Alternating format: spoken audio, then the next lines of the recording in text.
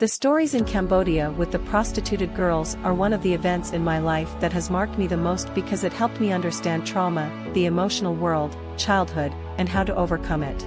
It is said that one doesn't know what happiness is until they lose it in the face of pain, suffering, mourning, and economic problems.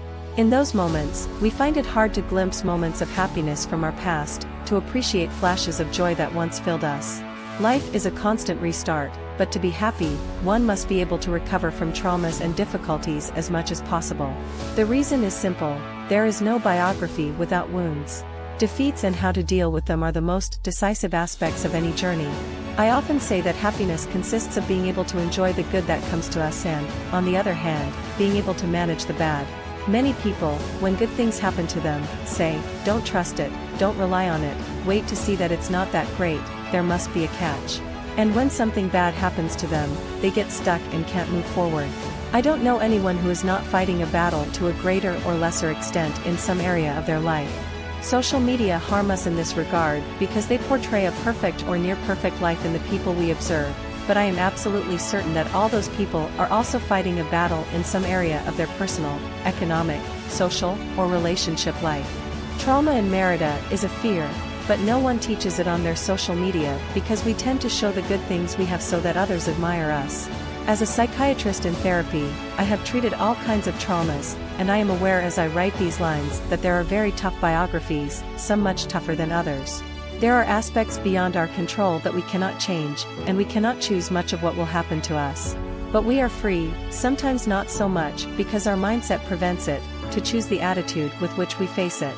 That attitude depends on the tools I have acquired throughout life, and the ability to heal those traumas, as well as inner strength. Many times, that voice I often talk about, the one that tells us, "You can't do it, you'll fail, you're not good enough," is the one that sabotages us and prevents us from moving forward. Men and women need tools to overcome the wounds and traumas of the past. The episodes that physically and psychologically overwhelm us leave a significant mark on our biography.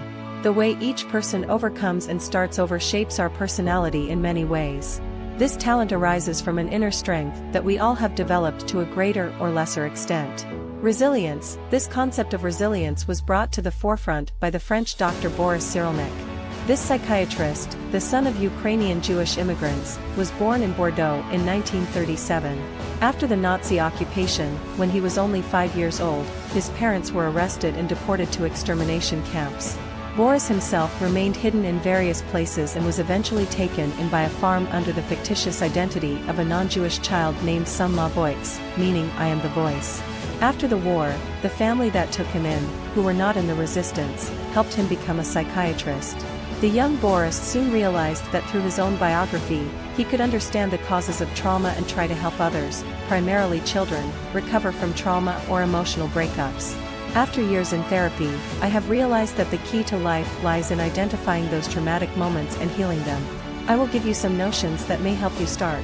Are you one of those who have a trauma with a capital T, a big trauma, one that creates a deep wound?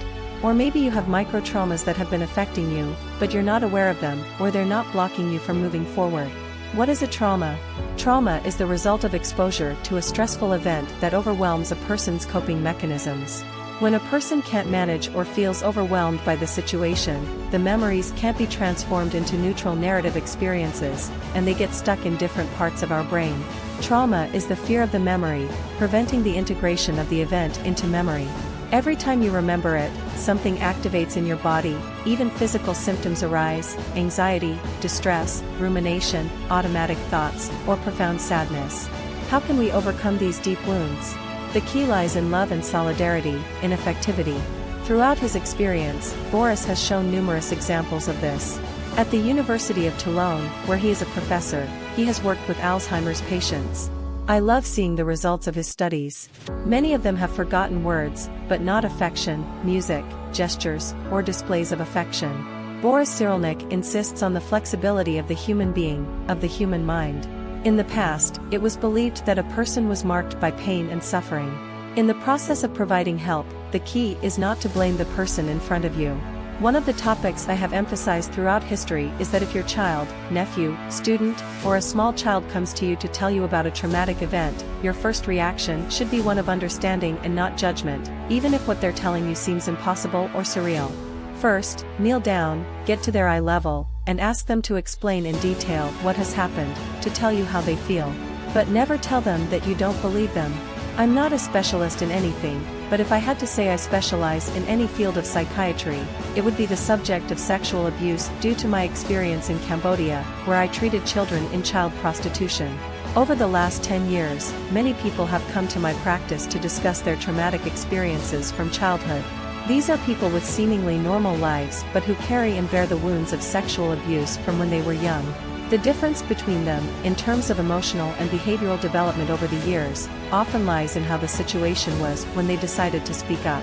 Let's not forget that many people never speak about it.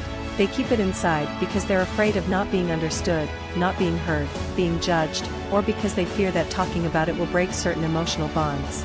Most sexual abuses occur within the family, not by outsiders. In this way, Boris explains that when a child has a problem and has been hurt, and when they tell their parents, and their parents respond with a gesture of disgust or reproach, their suffering transforms into trauma. When one receives the first blow, the first trauma, the event itself is disturbing, but for it to settle into one's life, a second blow must occur. This second blow comes from certain behaviors in the environment, such as rejection, abandonment, or stigmatization. To make this idea clear, you must understand that our brain often suffers from things that happen to us. What happens afterward will determine whether it becomes a chronic trauma that prevents you from moving forward or just a painful event that occurred in your life. Remember that you're listening to this podcast because you want to know yourself better and be happy. Being happy means being able to overcome defeats and rise afterward.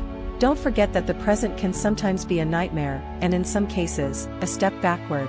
At other times, one gets stuck and is paralyzed by a traumatic memory or event from the past. Dwelling on the past turns us into bitter, resentful people who are unable to forget the harm done or the emotions suffered.